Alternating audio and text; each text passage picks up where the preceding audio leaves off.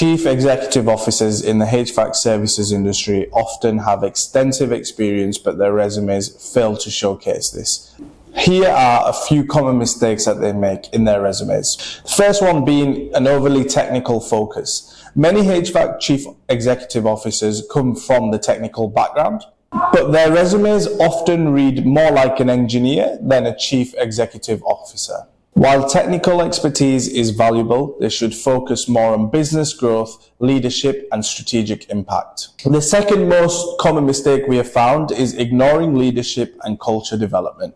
HVAC CEOs often leave out their involvement in creating a positive culture, building a leadership team, and creating a development plan to make their business a success.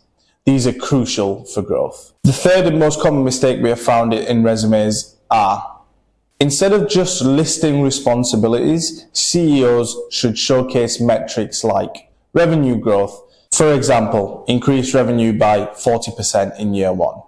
Profit margin, for example, improving gross margin by 15% year on year. Customer retention, increasing repeat business by 30%. Team growth and development, expanding workforce from 50 to 150 in 2 years. Thank you for watching. If you have any questions, feel free to reach out to me on the details below.